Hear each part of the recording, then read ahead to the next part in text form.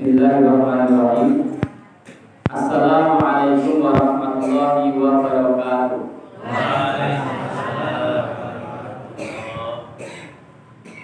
Innal hamdalillah nahmaduhu wa nasta'inuhu wa nastaghfiruh wa na'udzu billahi min shururi anfusina wa min sayyiati a'malina. May yahdihillahu fala mudilla lahu wa may yudlil fala hadiya lahu. Asyhadu an la ilaha illallah wahdahu la syarika lah wa asyhadu anna Muhammadan abduhu wa rasuluh. Wa qala Allah ta'ala fil Qur'anil Karim, a'udzu billahi minasy syaithanir rajim. Wa ma khalaqtul jinna wal insa illa liya'budun. Wa qala Nabi sallallahu alaihi wasallam, man salaka tariqan yaltamisu fihi ilman sahalallahu lahu bihi tariqan ila jannah. Atau kama qala Rasulullah sallallahu alaihi wasallam. Ya Bapak, Ibu-ibu, jamaah pengawasan Selasa malam Rabu yang saya hormati dan dimuliakan Allah Subhanahu wa taala. Marilah yang pertama dan paling utama kita bersyukur kepada Allah Subhanahu wa taala. Karena Allah Subhanahu wa taala sampai detik ini, sampai hari ini tidak pernah putus memberikan kenikmatan kepada diri kita, yang mana ketika kita hendak mencoba menghitungnya, maka kita tidak akan mampu untuk menghitungnya. Utamanya Allah Subhanahu wa taala pada hari ini masih berikan kepada kita nikmat iman, nikmat hidayah. Sehingga dengan nikmat iman, nikmat hidayah tersebut Allah Subhanahu wa taala mudahkan kita untuk sama-sama mengerjakan sholat Isya berjamaah dan juga mengerjakan atau mengikuti pengajian. Jamaah yang dimuliakan Allah Subhanahu wa taala. Jadi seseorang ketika dia ini berangkat atau pergi mau menuntut ilmu agama, maka ini fadilahnya sangat besar sekali. Rasulullah sallallahu alaihi wasallam bersabda, "Man salaka tariqan yaltamisu fihi ilman, sahalallahu lahu bihi tariqan ilal jannah." Jadi barang siapa memudahkan langkah kakinya, memudahkan dirinya, tubuhnya untuk berangkat menuju majelis ilmu, maka Allah Subhanahu wa taala akan mudahkan langkahnya menuju surga. Jadi inilah fadilah orang menuntut ilmu agama, tidak baik-baik, jaminannya langsung surga. Maka jemaah yang dimuliakan Allah Subhanahu wa taala, bagaimana pentingnya dalam kita beramal, khususnya di sini belajar ilmu agama, menghadiri taklim pengajian, bagaimana pentingnya kita untuk istiqomah. Jadi dikatakan amalan itu yang bagus itu istiqomah, walaupun sedikit. Karena apa? Karena amalan yang istiqomah, walaupun kecil, tetapi istiqomah nanti akan bernilai besar di sisi Allah Subhanahu wa taala. Dan juga bagaimana seseorang yang mengerjakan amal istiqomah, maka walaupun suatu saat dia tidak bisa mengerjakan amal tersebut, maka dia akan tetap dihitung mengerjakan amal tersebut karena istiqomah. Jadi dalam sebuah hadis Nabi bersabda, seseorang ketika dia bepergian atau safar, pergi ke suatu tempat, atau dia ini sedang sakit, jadi orang tersebut sedang bepergian atau sedang sakit, maka akan dihitung amal sebagaimana biasanya ketika dia sehat atau ketika dia sedang di rumah bermukim. Jadi penjelasannya, di seseorang sudah biasa ikut misalkan pengajian Selasa malam, setiap Selasa pokoknya bisa nggak bisa saya hadir untuk mengikuti pengajian Selasa malam. Nah, suatu saat ternyata sedang di luar kota, entah apapun itu, ada ngantar saudaranya atau mungkin jenguk orang sakit dan sebagainya, atau sakit sehingga tidak bisa ikut pengajian, maka walaupun dia sedang di luar kota, walaupun dia sedang di rumah mungkin sakit menggigil selimutan, tetapi dia tetap dihitung ikut pengajian. Ini adalah ajibnya amal yang istiqomah, luar biasanya amal yang istiqomah. Maka jemaah yang dimuliakan Allah Subhanahu wa taala, bagaimana kita niatkan dalam setiap amal kita jaga istiqomah. Jadi bukan hanya pengajian saja, termasuk sholat 5 waktu kita jaga istiqomahnya, baca Quran kita jaga istiqomahnya, sedekah dan lain sebagainya. Sehingga walaupun kita suatu saat tidak bisa mengerjakan amal tersebut, kita akan tetap dihitung mengerjakan amal tersebut. Jamaah yang dimuliakan Allah Subhanahu wa taala. Jadi 100 tahun yang lalu kita ini belum ada di dunia. Boleh tershenten ingkang umur 100 tahun lebih Pak. Di 100 tahun yang lalu kita ini belum ada di dunia.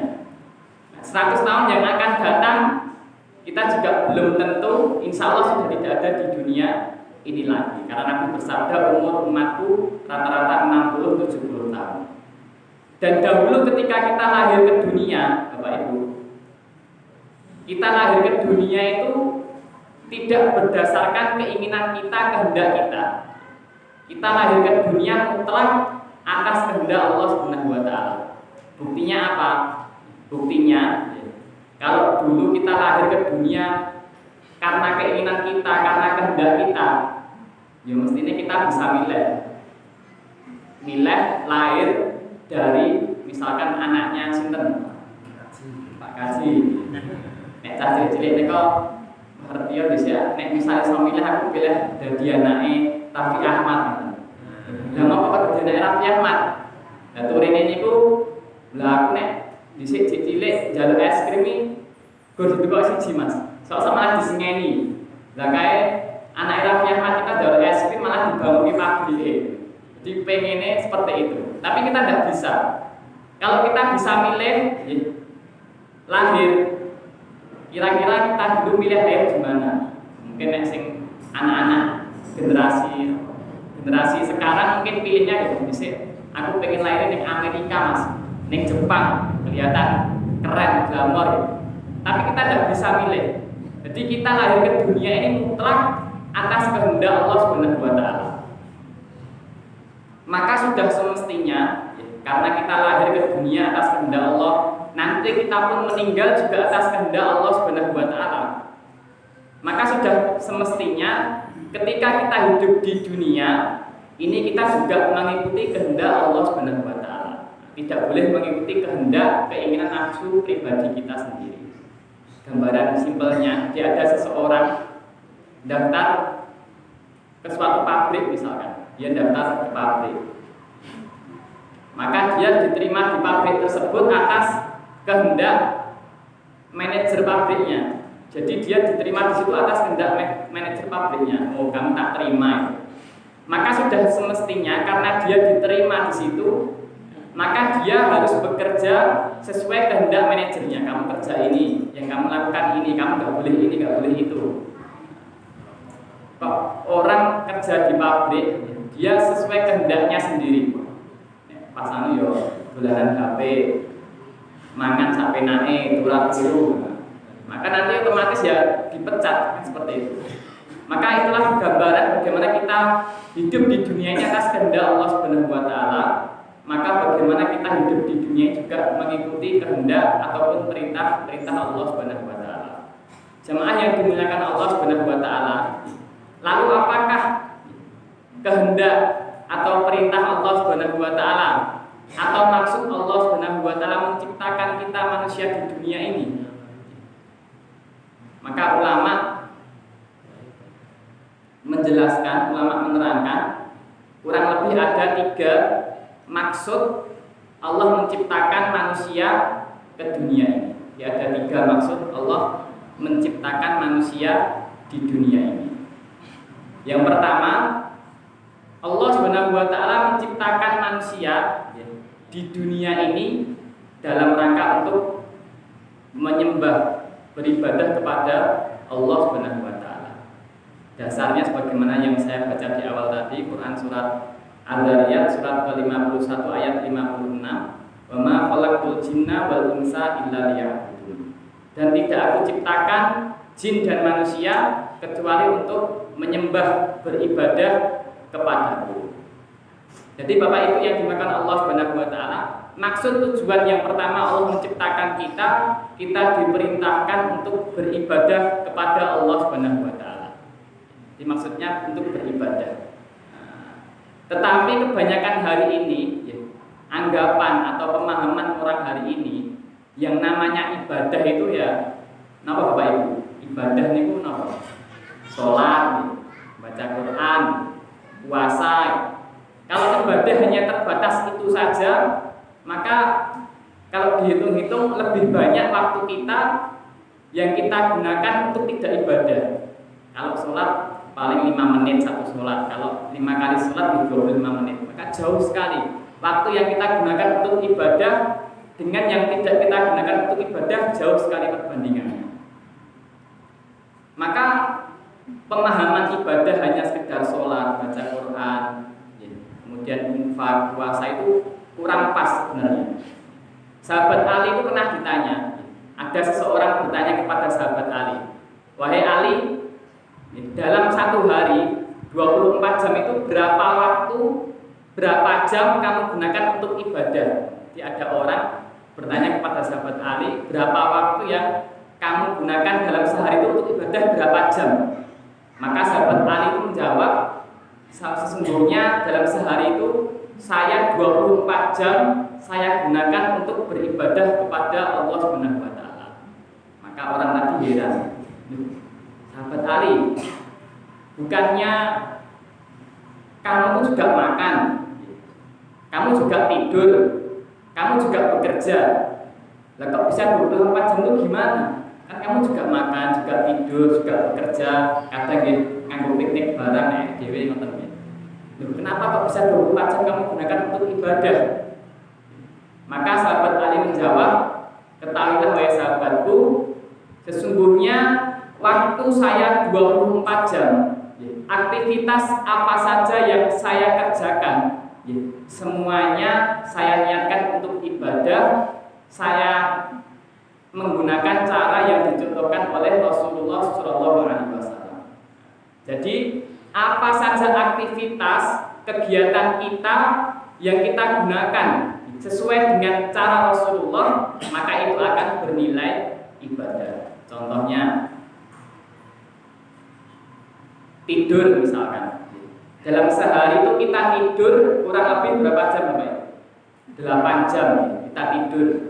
Maka kalau dihitung umur kita 60 tahun, kalau satu hari itu 24 jam.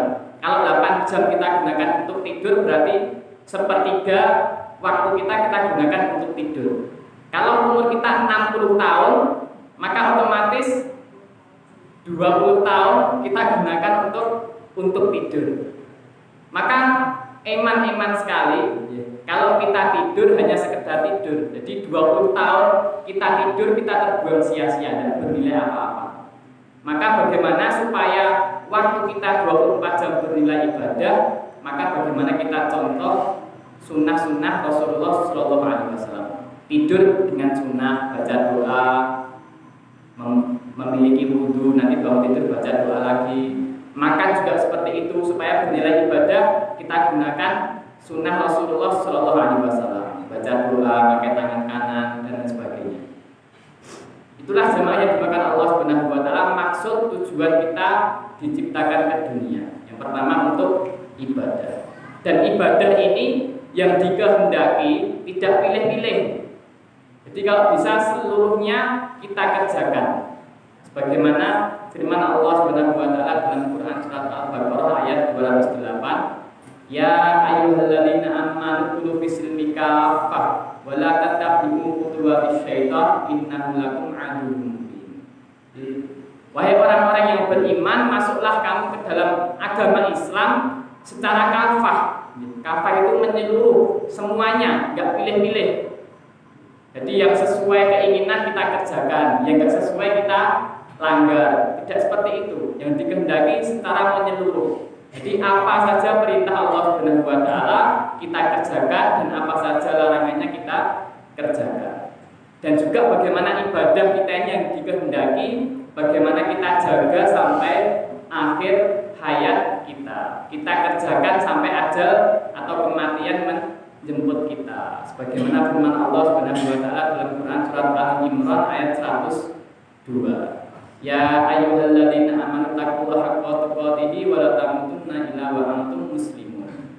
Wahai orang-orang yang beriman, bertakwalah kamu dengan sebenar-benarnya takwa dan janganlah kamu mati melainkan dalam keadaan muslim. Jadi itulah Bapak Ibu yang dimakan Allah Subhanahu wa taala. Maksud tujuan Allah menciptakan kita ke dunia yang pertama adalah untuk beribadah. Beribadah secara totalitas, kemudian istiqomah sampai mati. Itu yang pertama. Kemudian yang kedua, maksud Allah Subhanahu wa taala menciptakan kita ke dunia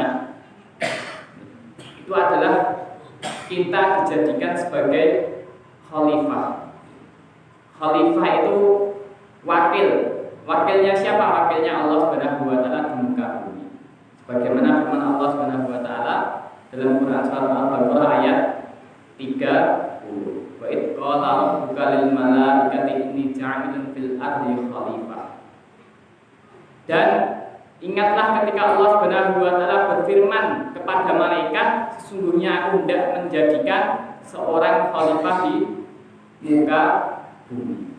Jadi maksud tujuan Allah Subhanahu wa taala menciptakan kita yang kedua, bagaimana kita dijadikan sebagai seorang khalifah. Khalifah tadi artinya pengganti atau wakil.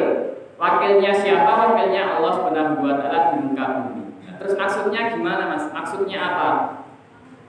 Di ulama menjelaskan bagaimana kita mewakili sifat Allah Subhanahu wa taala. Bahwasanya Allah Subhanahu wa taala itu adalah memiliki sifat ar-razik. Allah yang Maha memberi rezeki. Maka bagaimana ketika kita hidup di dunia, kita juga bagaimana mewakilkan sifat Allah Subhanahu wa taala tersebut. Ketika kita punya rezeki yang berlebih, maka bagaimana kita senang untuk membagikan rezeki, entah digunakan untuk infak ke masjid, termasuk bapak-bapak ibu-ibu yang sering setiap Selasa ngunduh snack. Nah, itu juga termasuk mewakilkan sifatnya Allah Subhanahu wa taala, suka berbagi rezeki kepada seseorang. Allah Subhanahu wa taala juga memiliki sifat yang lain, Ar-Rahman, Ar-Rahim. Allah Maha Pengasih lagi Maha Penyayang. Maka di dunia ini bagaimana kita juga mewakilkan sifat Allah tersebut. Kita hendaknya mempunyai sifat yang pengasih juga penyayang kepada siapa saja, orang yang dikenal maupun orang yang tidak dikenal, baik anak muda maupun orang tua. Bagaimana kita mempunyai sifat yang pengasih juga penyayang. Kita sayang kepada saudara kita yang lain. Itulah salah satu maksud daripada khalifah, bagaimana mewakilkan sifat Allah di muka bumi ini. Dahulu sahabat, Masya Allah, dalam hal seperti ini sangat luar biasa. Bahkan sahabat itu mempunyai sifat yang namanya itsar. Sahabat mempunyai sifat yang namanya itsar. Itsar itu mendahulukan kepentingan atau keperluan orang lain daripada keperluannya sendiri. Itu namanya itsar. Di rata-rata sahabat dahulu mempunyai sifat seperti itu, Bapak Ibu. Pernah di suatu ketika dalam suatu peperangan, maka ada satu orang yang tergeletak, dia minta tolong, minta air. Maka ada satu orang yang datang menghampiri. Maka orang yang datang tadi memberikan minum air kepada orang yang tergeletak tadi. Mau diminumkan, ketika mau diminum, tiba-tiba terdengar lagi suara yang lain. Air, tolong air. Maka sahabat yang mau minum tadi nggak jadi minum, Bapak Ibu. Tunggu. Itu di sebelah sana sepertinya ada saudara saya yang lebih membutuhkan air tersebut. Maka orang yang mau memberi air tadi lari ke orang yang kedua tadi. Maka ketika mau diminum,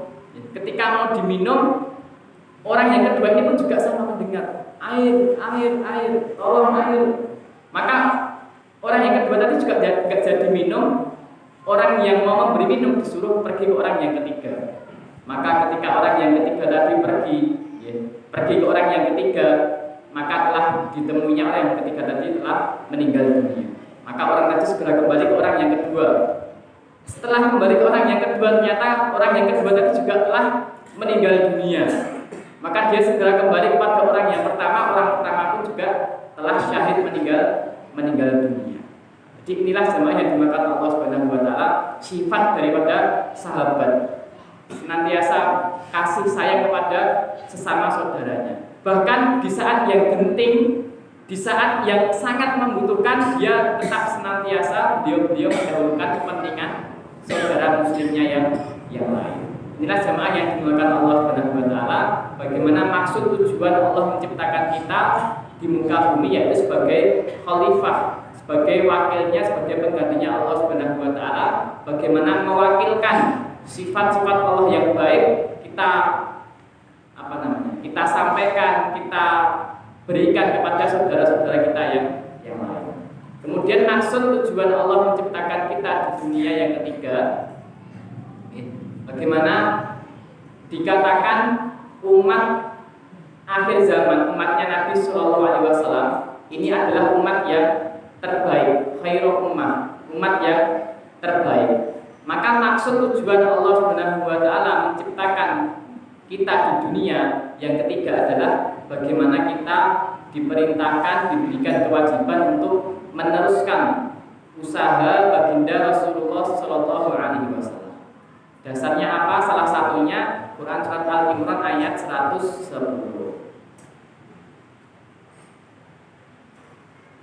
Yang mafhumnya, sesungguhnya aku menjadikan engkau manusia dan manusia yang kami utus kepada manusia yang lain, karena kalian menyuruh pada yang ma'ruf dan mencegah daripada yang mungkar. Jadi kita diciptakan oleh Allah Subhanahu wa taala ini untuk manusia yang lain. Dan diciptakan untuk apa? Kita diciptakan sebagai umat yang terbaik. Kenapa dikatakan umat yang terbaik? Karena kita menyuruh pada yang ma'ruf dan mencegah daripada yang mungkar. Jadi inilah jemaah yang dimuliakan Allah Subhanahu wa taala. Bagaimana tiga maksud tujuan Allah Subhanahu wa taala menciptakan kita ke dunia ini. Bagaimana yang ketiga, kita diperintahkan oleh Allah Subhanahu wa taala untuk melanjutkan misi atau kerja Nabi Shallallahu Alaihi Wasallam, bagaimana menyampaikan agama ini kepada seluruh manusia, kepada seluruh alam. Jadi inilah maksud tujuan yang ketiga. Karena apa Bapak Ibu yang dimakan Allah Subhanahu wa taala? Jadi bedanya umat terdahulu dengan umat akhir zaman. Itu bedanya. Kalau umat-umat terdahulu itu, umat-umat terdahulu itu hanya diwajibkan untuk ibadah saja. Hanya untuk ibadah, sedangkan yang wajib untuk dakwah adalah nabinya. Jadi seperti itu. Umat Nabi Nuh seperti itu. Jadi hanya diperintahkan untuk ibadah. Umatnya Nabi Hud juga sama, umatnya Nabi Sulaiman juga sama. Umatnya hanya ibadah, kemudian nabinya ini yang berdakwah. Maka tidak heran ketika misalnya kaum Nuh, umatnya Nabi Nuh, dikatakan ketika setelah banjir itu yang masuk Islam sekitar, yang beriman sekitar 80 atau 83 orang. Maka ada 83 orang yang beriman.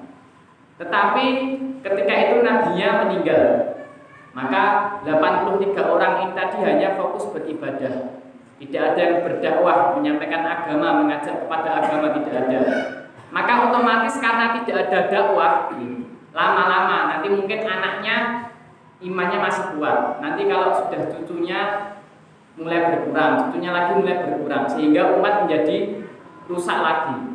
Nah, gimana ketika umat rusak, maka Allah utus nabi yang selanjutnya. Seperti itu terus. Jadi umatnya rusak, Allah utus nabi dakwah. imannya baik, semuanya beriman, nabinya meninggal, karena nggak ada yang dakwah maka lama-lama orang tersebut imannya berkurang sehingga tidak percaya kepada Allah Subhanahu wa taala. Seperti itu terus sampai nabi yang terakhir, Nabi Muhammad sallallahu alaihi wasallam. Setelah Nabi Muhammad sallallahu alaihi wasallam, walaupun umat ini rusaknya seperti apa, Allah Subhanahu wa taala tidak akan mengutus atau mengirim nabi lagi. Beliau adalah nabi yang terakhir. Maka beban tanggung jawab dakwah ini dibebankan kepada umatnya. Kita sebagai umat Nabi Muhammad SAW mempunyai tanggung jawab untuk menyebarkan agama, mendakwahkan agama kepada orang lain, kepada seluruh manusia. Kita bayangkan ya Bapak Ibu, coba kalau dahulu orang-orang Mekah nih, para sahabat dahulu tidak berpikir dakwah. Waktu neng Mekah ini neng ngarep Ka'bah ibadah 100.000 lebih baik, lebih mulia daripada di tempat yang lain. Aku tak ibadah dewe, tak sholat dewe. Tidak mikir kita yang di Indonesia ketika itu masih animisme, dinamisme. Bagaimana keadaan kita? Tetapi bagaimana beliau rela mengorbankan waktunya, mengorbankan hartanya, pergi ke seluruh pulau-pulau, ke seluruh negara, bagaimana dalam rangka mendakwahkan agama sehingga agama tersebut bisa tersebar ke seluruh alam, khususnya sampai di negeri kita di Indonesia ini. Maka jamaah yang dimuliakan Allah Subhanahu wa taala, bagaimana kita belajar sama-sama untuk berdakwah, bagaimana mengajak manusia ini taat kepada Allah Subhanahu wa taala. Sebenarnya dakwah aku rasa ngomong Mas, ra pinter ngaji yo dengan ayat-ayat ra dengan hadis sok-sok ya bang dakwah. Dakwah niku artine napa, Pak? Dakwah niku artine napa? Dakwah niku artinya mengajak. Artinya mengajar. Kalau taklim itu baru mengajar, dibedakan. Dakwah dengan taklim itu beda. Dakwah itu mengajak, taklim itu mengajar. Memang kalau mengajar itu perlu orang yang tahu ilmunya, nggak boleh sembarangan. Misalkan orang ngajar masalah sholat, memang harus orang yang paham betul. Kalau nggak paham betul nanti bisa salah. Tetapi kalau mengajar, ya siapapun orangnya, apapun latar belakangnya pasti bisa mengajar. Contohnya, jenengan pas sudah azan mau berangkat ke masjid, adalah ada tetangganya masih di depan rumah. Lek pun ada membawa ke masjid, nah itu sudah termasuk dakwah. Sudah mengajak orang untuk datang ke masjid, mengajak orang untuk kenal kepada Allah, itu sudah termasuk dakwah. Ketemu orangnya misalkan jagongan, kok kesusumannya ditolak. Bagi dino Selasa biasanya pengajian neng uwah, monggo anu melu aku pengajian neng uwah itu juga sudah termasuk dakwah. Maka siapapun orangnya, apapun latar belakangnya, mempunyai kewajiban atau bisa berdakwah. Bagaimana mengajak orang untuk taat kepada Allah, bagaimana mengajak orang untuk mengerjakan perintah-perintah Allah Subhanahu wa taala. Jamaah yang dimakan Allah Subhanahu wa taala, kalau resah besok hari Jumat, Sabtu, Ahad itu teman-teman dari FKRM, Forum Komunikasi Remaja Masjid se-Desa Dubo, itu mau belajar bagaimana yang pertama belajar ibadah, bagaimana membetulkan ibadah, kemudian belajar sebagai khalifah, kemudian juga belajar dakwah, menyampaikan agama. Nah, insya Allah besok Jumat, Sabtu, Ahad itu kami akan belajar iktikaf di Masjid Malangan. Al-Hidayah Malangan. Insya Allah teman-teman rekan-rekan dari FKRM Forum Komunikasi Remaja Masjid di Sanduko akan sama-sama belajar selama, kalau yang ada waktu 3 hari, tapi kalau pelajar-pelajar yang masih sekolah biasanya 1 hari, Sabtu malam sampai Ahad malam insya Allah. Jadi apa yang sudah berjalan di sini, Masya Allah, di Masjid Al-Quwah ini sudah banyak sekali program yang berjalan, entah itu pengajian Selasa, pengajian subuh, kemudian iktikaf, sudah hidup agama di sini.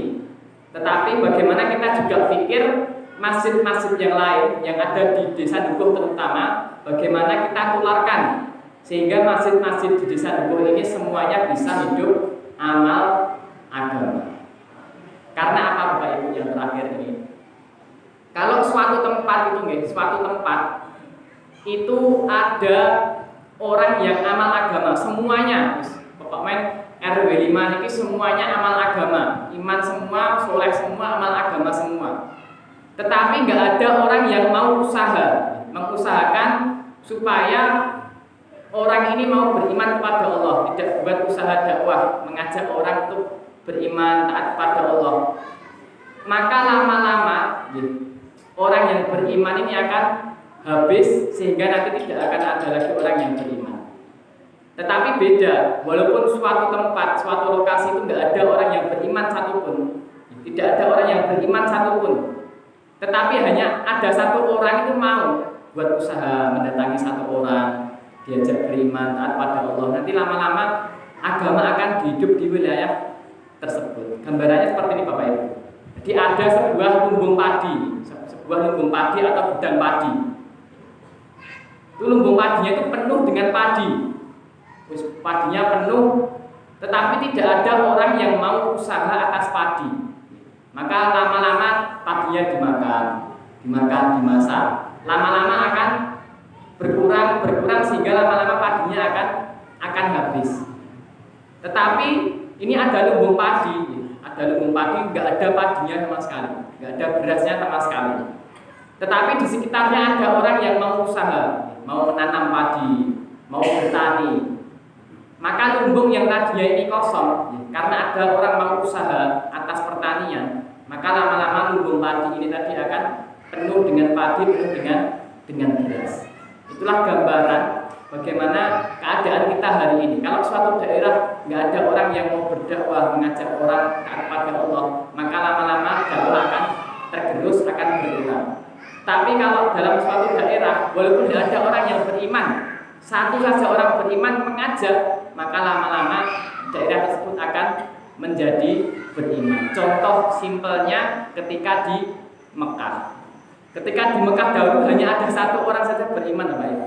Hanya Nabi Muhammad SAW yang beriman. Semuanya menyembah berhala. Di Mekah itu ada sekitar 360 berhala. Nanti kalau pertaniannya mau subur, datangnya ke berhala yang ini, berhala pertanian. Kalau mau tokonya dagangannya laris, datang kepada berhala supaya dagangannya laris. Keyakinannya seperti itu pada berhala-berhala. Hanya satu saja, Nabi Muhammad SAW. Tetapi bagaimana beliau usaha ngeretei sedikit demi sedikit mengajak orang, qul la ilaha illallah tuflihu, berimanlah kepada Allah, niscaya kamu akan bahagia. Maka satu orang masuk Islam. Nanti orang yang masuk Islam ini ngajak orang lain lagi masuk Islam, sehingga seluruh Mekah ini menjadi orang yang beriman kepada Allah Subhanahu wa taala dan mau menyebarkan agama ke seluruh alam. Inilah jemaah yang dimuliakan Allah Subhanahu wa taala. Sedikit yang bisa saya sampaikan bagaimana maksud tujuan hidup manusia. Yang pertama adalah untuk beribadah kepada Allah, kemudian yang kedua untuk menjadi khalifah atau wakil pengganti Allah di muka bumi, kemudian yang ketiga bagaimana maksud tujuan kita diciptakan ini untuk meneruskan usaha Nabi, bagaimana mendakwahkan agama, mengajak manusia supaya mau taat kepada Allah, mau mengamalkan perintah-perintah Allah Subhanahu wa taala.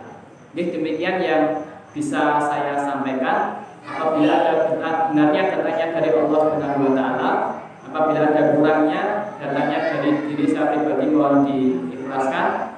Mari majelis ini kita tutup dengan doa kepada majelis. Subhanallah yang mulia, sallallahu alaihi wasallam. Assalamualaikum warahmatullahi wabarakatuh. Waalaikumsalam.